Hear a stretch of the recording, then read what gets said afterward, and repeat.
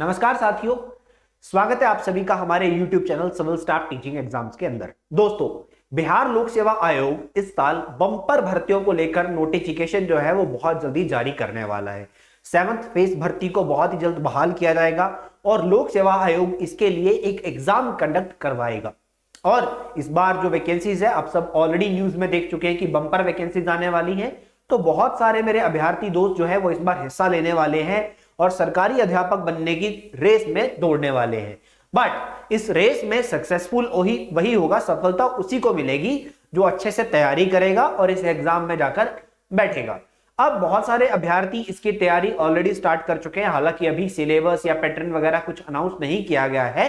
But बहुत सारे अभ्यर्थी जो है जिन्होंने अपनी परीक्षा के लिए तैयारी जो है वो ऑलरेडी स्टार्ट कर दी है और आपकी इसी तैयारी को बूस्ट करते हुए, आगे बढ़ाते हुए, उसमें अपना योगदान देते हुए सिविल स्टाफ की टीम जो है वो आपके लिए लेके आई है the YouTube classes, the free YouTube classes, जिसके चलते हुए हम आपको क्वेश्चंस के माध्यम से तैयारी करवाने वाले हैं। हम आपको बहुत सारे प्रश्न जो है उनकी प्रैक्टिस करवाएंगे ताकि आपको पता लग जाए कि पेपर में किस तरह के सवाल आते हैं और आपकी तैयारी जो है इसी के साथ बूस्ट होती रहो, आगे बढ़ती रहे। तो चलिए बढ़ेंगे। आज की क्लास में हम डिस्कस करेंगे। आज की क्लास का हमारा जो विषय रहेगा, जो सब्जेक्ट रहेगा, वो रहेगा सीडीपी, यानी कि child development pedagogy psychology teaching learning process. अब इसको लेकर बहुत सारे सवाल जो है हमारी परीक्षा के अंदर आते हैं।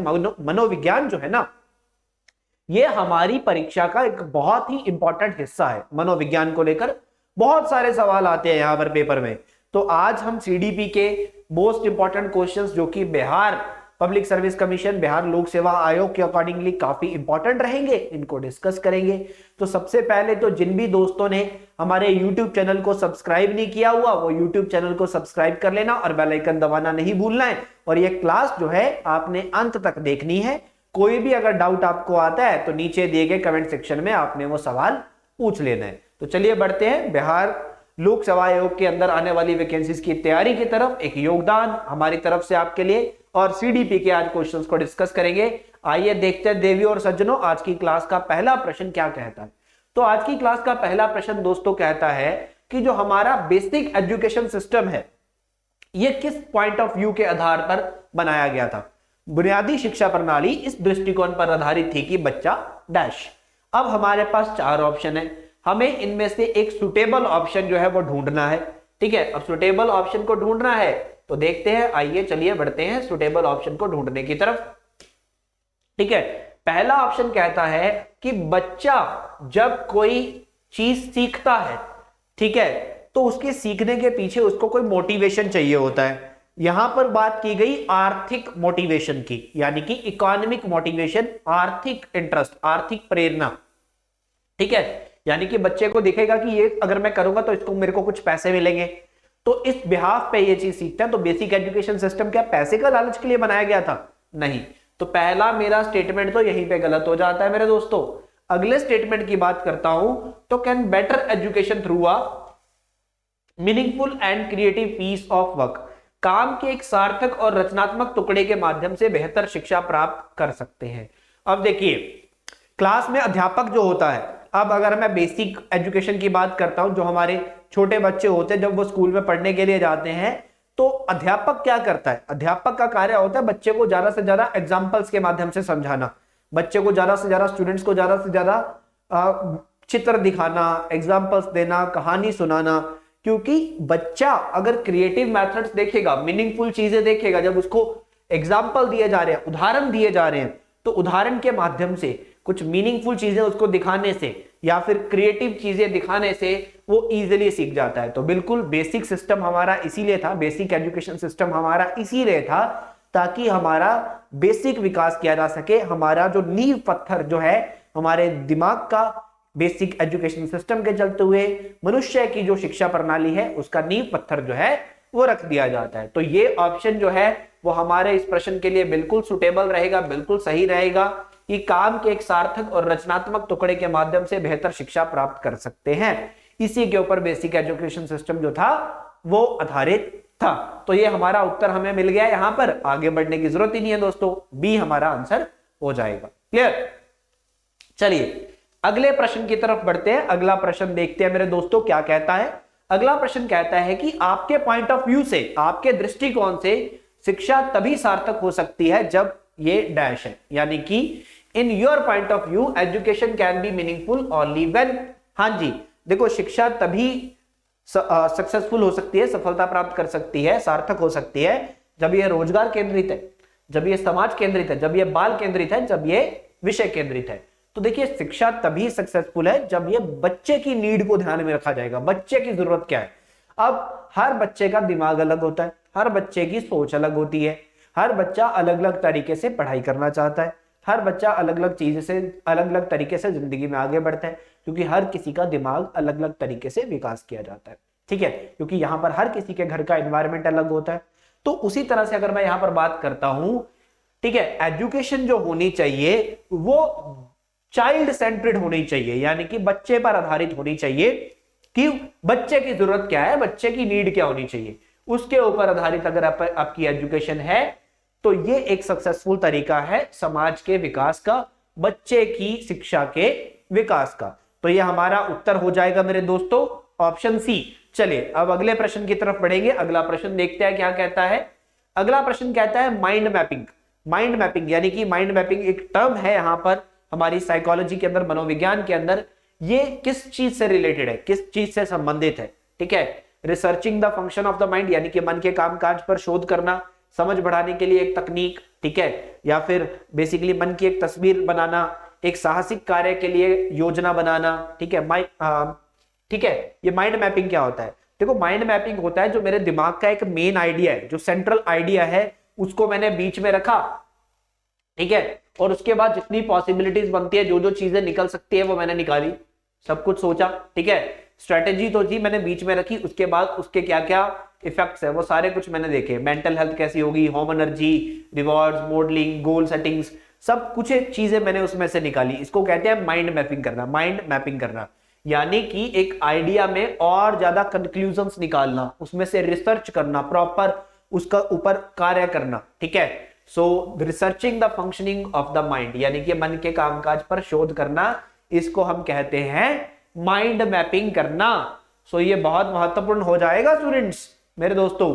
चलिए आप देख सकते हैं मेन आइडिया बीच में रखा, उसके बाद कब, क्यों, कौन, ठीक है, कहां, ठीक है, कहां आ गया, कब, कैसे, ये सारी चीजें यहां पर सवाल आ जाते हैं माइंड मैपिंग के अंदर, जब मेन आइडिया को हम बीच में रख देते हैं। चलिए अगला सवाल हमारी स्क्रीन पर आ गया है। अगले सवाल की जब मैं बात करता हूं, in the project education technique the workload on the teacher. अब प्रोजेक्ट एजुकेशन टेक्निक में टीचर के ऊपर वर्कलोड जो है वो कैसा रहता है? ठीक है, परियोजना शिक्षा तकनीक में शिक्षक पर काम का भार क्या है? बहुत अधिक होता है, तुलनात्मक रूप से कम होता है या फिर शून्य, बिल्कुल होता ही नहीं है। तो देखिए परियोजना शिक्षा तकनीक में टीचर जो होता है, शिक्षक जो होता है, इसने स्टूडेंट्स को प्रॉपर प्रोजेक्ट्स देने होते हैं।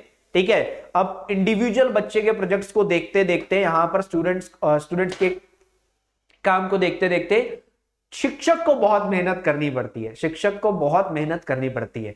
अब अगर शिक्षक को प्रोजेक्ट करके दिखाना हो तो शिक्षक को इतनी मेहनत नहीं करनी पड़ेगी, क्योंकि सभी बच्चों को दिखा दिया एक बार में। बट अगर इंडिविजुअल बच्चे को प्रोजेक्ट देना हो तो वहां पर शिक्षक का कार्य बहुत बढ़ जाता है। ठीक है, सो प्रोजेक्ट टेक्निक मेथड में, प्रोजेक्ट एजुकेशन टेक्निक में टीचर के ऊपर जो वर्कलोड होता है वो बहुत अधिक हो जाता है। तो यहां पर हमारा आंसर क्या हो जाएगा स्टूडेंट्स? Option A. मेरे भाइयों आपको समझ में आ रहा होगा, किसी भी बच्चे को यहां पर कोई भी डाउट अगर आ रहा है, कुछ भी समझ में नहीं आ रहा है, तो आप नीचे दिए गए कमेंट सेक्शन में पूछिए। Teacher is indirectly responsible to the students, ये बात आपको समझ लेनी है। चलिए आगे बढ़ते हैं। अगला सवाल आ गया है विशेष शिक्षा के साथ जुड़ा हुआ। विशेष शिक्षा किससे संबंधित है, यानी कि special education is related to what? ठीक है, अब देखो शिक्षा होती है जो विशेष शिक्षा होती है, स्पेशल एजुकेशन में बीएड भी होती है अलग से, स्पेशल एजुकेशन में अलग अलग सवाल भी आते हैं। स्पेशल एजुकेशन जुड़ी होती है डिसेबल्ड पर्सन के साथ, डिसेबल्ड पर्सन के साथ यहां पर स्पेशल एजुकेशन होती है। जो हमारे विकलांग भाई बहन होते हैं उनको एक अलग शिक्षा की जरूरत होती है, क्योंकि हर किसी की जो विकलांगता है, ठीक है, जो डिसेबिलिटी है वो डिफरेंट होती है, तो अलग अलग शिक्षा के माध्यम से उनकी पढ़ाई होती है। So this is the special education programme जो होता है, ये डिसेबल्ड के लिए होता है, ठीक है, विकलांगों के लिए होता है शिक्षक कार्यक्रम, शैक्षिक कार्यक्रम, that is education for the disabled persons, clear, special education. चलिए, तो आप देख सकते हैं किस तरह से विकलांग मेरे दोस्त यहां पर इस चित्र में दिखाए गए। चलिए आगे बढ़ेंगे, अगला क्वेश्चन आपकी स्क्रीन पर है, ऐसे शिक्षक का नाम बताइए जिसने 5 फॉर्मल स्टेप्स दिए लर्निंग के अंदर, यानी कि 5 औपचारिक चरणों को विचार को बढ़ावा दिया। वो कौन था? वो हर्बर्ट था, पेस्टोलॉजी था, कॉम्युनिस्ट था, ठीक है, या फिर रूसो था? कौन था वो जिसने 5 यहां पर फॉर्मल स्टेप दिए हैं लर्निंग के और 5 औपचारिक चरण? तो ये और कोई नहीं, ये थे मिस्टर हार्बर्ट, ये थे हार्बर्ट साहब जिन्होंने 5 यहां पर दिए हैं औपचारिक चरण, 5 हार्बर्ट, ठीक है। अब ये 5 कौन कौन से यहां पर जो है औपचारिक चरण थे, यानी कि टीचिंग के 5 थे, ठीक है। हार्बर्ट मॉडल जिसको हम कहते हैं, प्रिपरेशन, प्रेजेंटेशन, कंपैरिजन, जनरलाइजेशन और एप्लीकेशन, ये 5 चीजें आपको ध्यान में रखनी है। हार्बर्ट का प्रोसेस था, ये मॉडल था, ये प्रिपरेशन तैयारी करना, प्रेजेंटेशन करना, ठीक है, कंपैरिजन करना और उसके बाद जनरलाइजेशन करना और एप्लीकेशन करना, ये 5 चीजें यहां पर आ जाती हैं according to the Friedrich Herbart, एक जर्मन साइकोलॉजिस्ट थे, जर्मन मनोविज्ञान के एक बहुत ही फेमस, बहुत ही अच्छे लेवल पे कार्य करने वाले व्यक्ति थे ये, ठीक है। तो इनका 5 स्टेज सिस्टम जो था लेसन प्लानिंग का, वो यही था, प्रिपरेशन, प्रेजेंटेशन, एसोसिएशन, जनरलाइजेशन और एप्लीकेशन, ठीक है। तो ये 5 स्टेप्स आपको ध्यान में रखने हैं। चलिए आगे बढ़ेंगे अगले प्रश्न की तरफ। अगला प्रश्न दोस्तों क्या कहता है, विच quality of the teacher is liked the most by his students? एक शिक्षक का कौन सा गुण ऐसा होता है जो कि बच्चों को बहुत प्रिय होता है, बच्चे उस चीज को बहुत ज्यादा एडमायर करते हैं, ठीक है, पसंद करते हैं। शिक्षक का कौन सा गुण उसके छात्रों द्वारा सबसे अधिक पसंद किया जाता है? उसकी आज्ञा, ठीक है। अब देखो, आज्ञा तो बहुत सारे बच्चों को पसंद होती है, बहुत सारों को नहीं होती है। गुरु की आज्ञा कुछ भी हो सकती है, ठीक है। अनुशासन के लिए उनका प्यार, अब अनुशासन भी हर बच्चे को पसंद नहीं होता है, ठीक है। पंक्चुअलिटी, ठीक है, कि वो टीचर बड़ा पंक्चुअल है, टाइम पे आ रहा है, टाइम पे जा रहा है, ठीक है। उसका निष्पक्ष रवैया, यानी कि इम्पार्शियल एटीट्यूड। तो देखो, एक शिक्षक जो होता है उसके लिए सामने बैठे हुए, क्लास में बैठे हुए 50 के 50 अभ्यर्थी एक समान होते हैं, वो किसी में भेदभाव नहीं करता। एक टीचर, अगर क्लास में 50 बच्चे हैं, 20 इंटेलिजेंट हैं, 20 मिडिवल है, ठीक है, और 10 जो है वो नालायक है, तो वो सभी बच्चों को एक जितना फोकस ही करेगा, ऐसा एक जितना ही ध्यान देगा। ऐसा नहीं है कि दोस्त नालायक हैं उनको तो वो छोड़ ही देगा, ठीक है। ऐसा नहीं होगा टीचर के 5 क्लास के फेवरेट स्टूडेंट बन जाएंगे और बाकी बच्चों की तरफ वो ध्यान ही नहीं देगा, ऐसा नहीं होगा। एक शिक्षक के लिए सारे बच्चे समान होते हैं। एक शिक्षक जो होता है वो अपने इम्पार्शियल एटीट्यूड के कारण, निष्पक्ष रवैये के कारण ही बच्चों में फेमस होता है, बच्चे उसको पसंद करते हैं, क्योंकि वो किसी के सामने भेदभाव नहीं करता है। 2 बच्चों में वो अलग अलग चीजें नहीं देखता है, वो भेदभाव नहीं करता। चलिए आगे बढ़ते हैं। ऑर्थोपेडिकली इंपेयर्ड चिल्ड्रन को हम क्या कहते हैं? ऑर्थोपेडिकली रूप से विकलांग बच्चों को डैश होने की संभावना है, उसको हम क्या कहते हैं? हाँ जी, डिसलेक्सिया, डिस्टीमिया, डिस्ग्राफिया या डिसलुकेलिया, डिसकैल्कुलिया।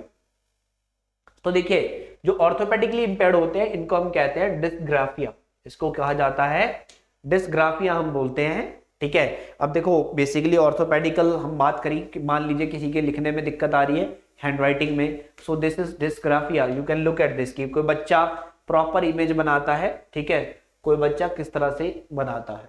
सो दिस इज द डिफरेंस, यही डिफरेंस है यहां पर, ठीक है। नेक्स्ट क्वेश्चन, आईक्यू का जो कंसेप्ट है, अब आईक्यू वर्ड जो है वो आपने बहुत बार सुना होगा। कहते हैं ना कि आईक्यू बड़ा और आईक्यू ज्यादा है, आईक्यू कम है, मतलब कि दिमाग की जो तर्क शक्ति है, यानी कि जो सोचने की शक्ति है, इंटेलिजेंट की शक्ति है, the concept of intelligence quotient, यानी कि आईक्यू जो है ये किसने दिया था, किस मनोवैज्ञानिक ने ये टर्म यहां पर दी थी, इंटेलिजेंस क्वोशिएंट की अवधारणा, ठीक है, किस मनोवैज्ञानिक द्वारा प्रभावित की गई थी या रिलीज की गई थी, बताइए। हाँ जी, तो देखिए ये जो टर्म है ये टर्मन ने दी थी, बिनेट फिर उसको आगे लेके गए थे, ठीक है। So this is the term that is by the IQ, that is the beneath and Terman, beneath and Terman, beneath and Terman, ये दोनों जो थे एल्फ्रेड बिनेट्स, ये इंटेलिजेंट टेस्टिंग को लेकर लेके आए थे, कार्य किया था इन्होंने, तो प्रेडिक्ट करते थे स्कूल्स की अचीवमेंट, बच्चों की अचीवमेंट्स, बच्चे क्या कहाँ पे कितना कितना विकास उनका हो रहा है, किस लेवल पे वो आगे बढ़ रहे हैं, ये सब यहाँ पर मापा जाता था। अगला सवाल आपकी स्क्रीन पर, secondary school education, secondary education commission 1952-53 में आया था, 1952-53 में सेकेंडरी एजुकेशन सिस्टम आया था। ये किस तरह के एजुकेशन पैटर्न को रेकमेंड करता है? देखो आज जैसे हम फॉलो कर रहे हैं, ठीक है, कोठारी कमीशन की गाइडलाइंस पे हम 10+2+3 फॉलो कर रहे हैं, सबको पता है ये चीज, ठीक है। बट सेकेंडरी एजुकेशन कमीशन ने क्या गाइडलाइंस दी थी? इसने क्या सिखाया था? इसने 10+2+3 बोला था, इसने 12+3 बोला था, या फिर 11+2+3 बोला, या इनमें से कोई भी नहीं?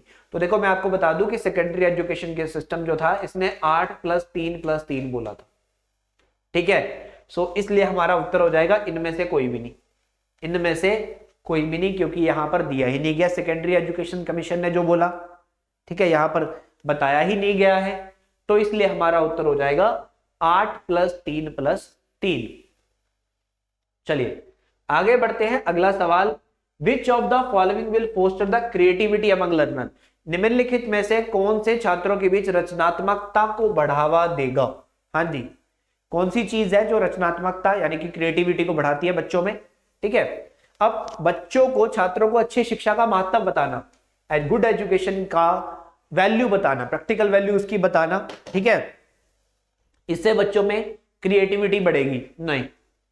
Providing opportunity to question to asking every learner, हाँ जी, एक शिक्षक जो है अपनी क्लास में बैठे हुए हर एक विद्यार्थी को एक अवसर देता है कि तुम मुझसे कोई भी सवाल पूछो, तुम मुझसे कोई भी सवाल पूछो।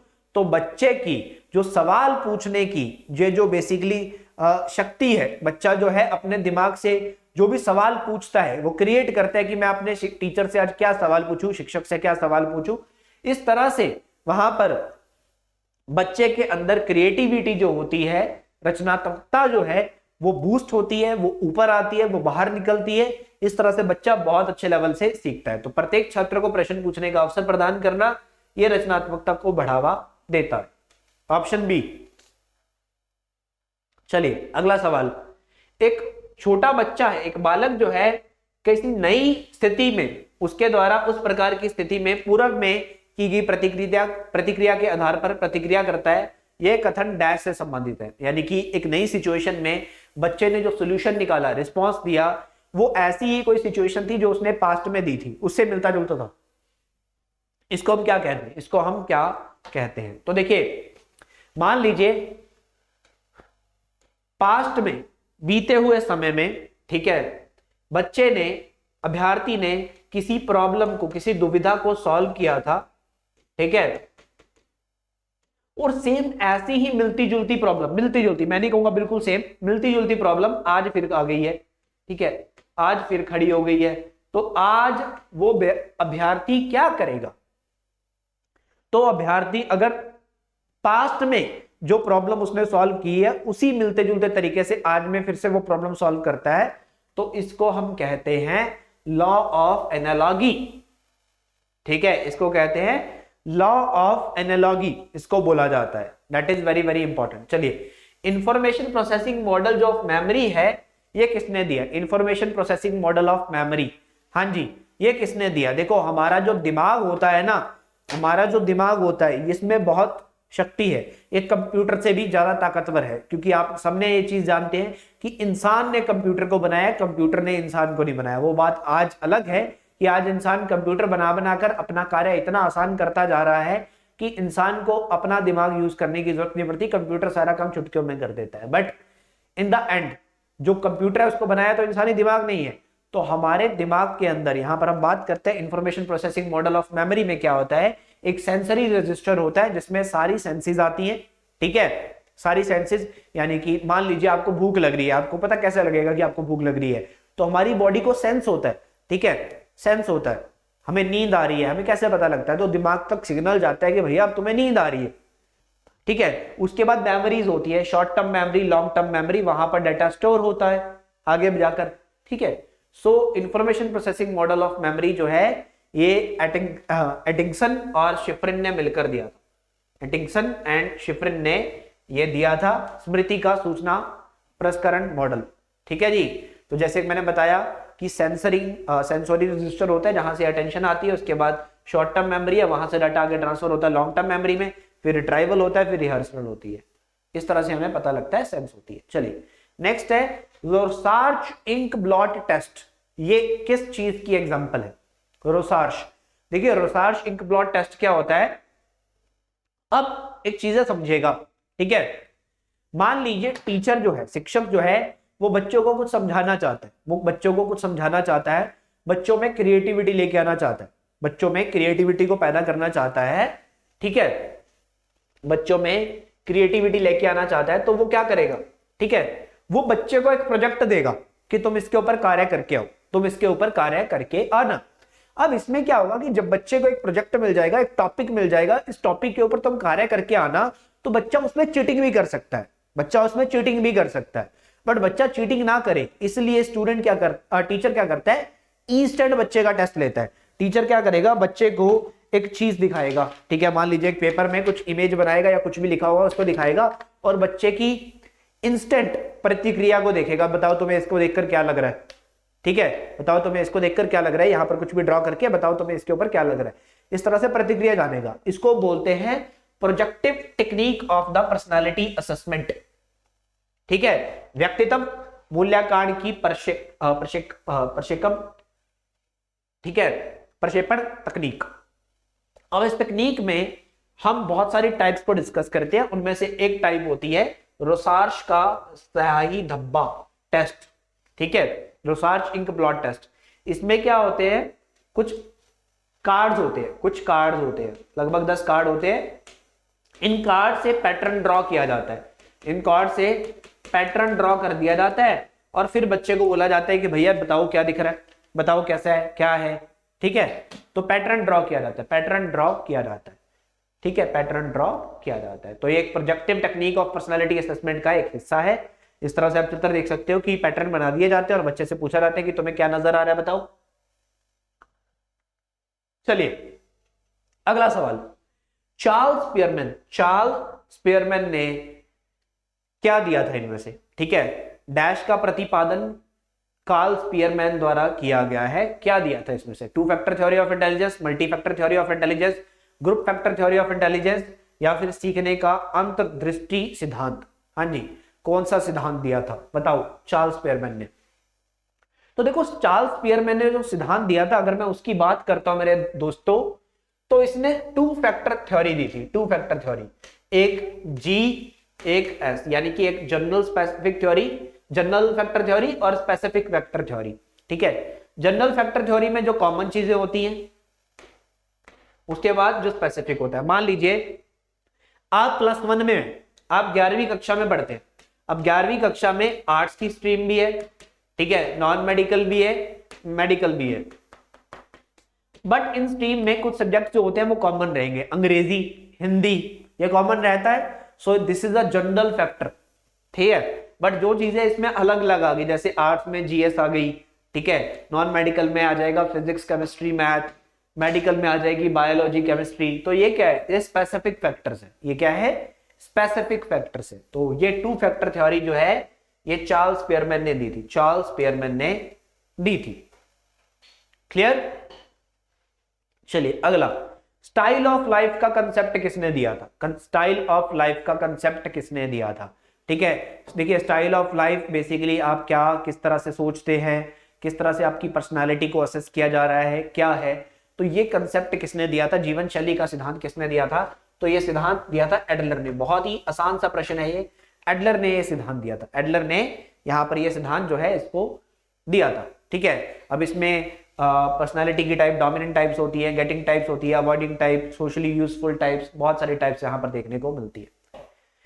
आइडेंटिकल एलिमेंट्स, ये किस चीज के साथ जुड़ा हुआ है, हाँ जी, समान अवयव, ये शब्द डैश से संबंधित है, तो this is the term related with the अधिगम आंतरण, यानी कि ट्रांसफर ऑफ लर्निंग, हाँ जी, ट्रांसफर ऑफ लर्निंग इसके साथ जुड़ा हुआ है। चलिए इनमें से क्या ऑपेरेंट कंडीशनिंग प्रोसीजर का हिस्सा नहीं है, इनमें से क्या क्रिया प्रस्तुत नैमितिक अनुकूलन प्रक्रिया का हिस्सा नहीं है। तो देखिए जो अपेरेंट कंडीशनिंग प्रोसीजर जो होता है इसमें क्या होता है कि अगर तो बच्चे को लालच दिया जाता है और डराया जाता है, ठीक है, स्टूडेंट्स को, या फिर एक टीचर जो है, एक शिक्षक जो है सामने बैठे हुए जो सीखने वाला है उसको लालच भी देता है, जैसे कि अगर वो अच्छा परफॉर्म करेगा तो उसे अवार्ड मिलेगा, प्राइज मिलेगा, ठीक है।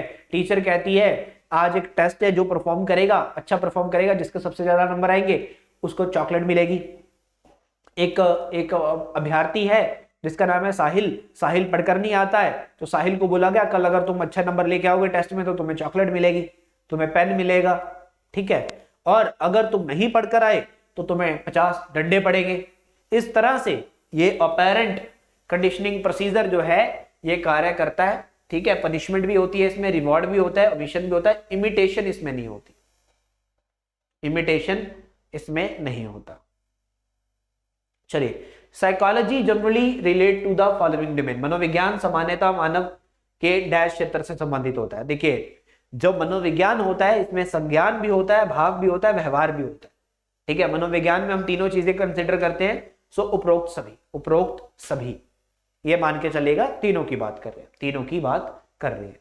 उसके बाद a state of physic distress, एक मानसिक तनाव की दशा जिसमें भय, संशय और शारीरिक उद्वेलन मौजूद रहता है उसे डैश कहते हैं। हाँ जी, देखिए कई बार क्या होता है हम चीजें देखकर घबरा जाते हैं, ठीक है, घबरा जाते हैं और दिमाग में एक स्ट्रेस पैदा हो जाती है जिसको हम कहते हैं चिंता, चिंता, ठीक है। तो एक मानसिक तनाव की दशा जिसमें भय भी होता है, संशय भी होता है, शारीरिक उद्वेलन भी होता है, इसको चिंता कहते हैं, एंजाइटी। क्लियर? सो ये एक ऐसी दशा होती है मनोविज्ञान के अनुसार, मनोविज्ञान के अनुसार। तो मेरे दोस्तों ये था आज का हमारा क्लास जिसके अंदर हमने बहुत सारे महत्वपूर्ण प्रश्न जो है बीपीएससी से रिलेटेड डिस्कस किए हैं। मैं उम्मीद करता हूं कि आपको समझ में आए होंगे। किसी भी अभ्यर्थी को किसी भी तरह का कोई भी डाउट अगर लगा हो तो आप नीचे दिए गए कमेंट सेक्शन में जरूर पूछें। अगर आपको हमारी क्लास अच्छी लगी है तो लाइक, कमेंट, शेयर करना मत भूलिएगा दोस्तों, और हमारे यूट्यूब चैनल को सब्सक्राइब कर लीजिए ऐसी और वीडियोस के लिए। चलिए, बहुत बहुत धन्यवाद दोस्तों, थैंक यू सो मच।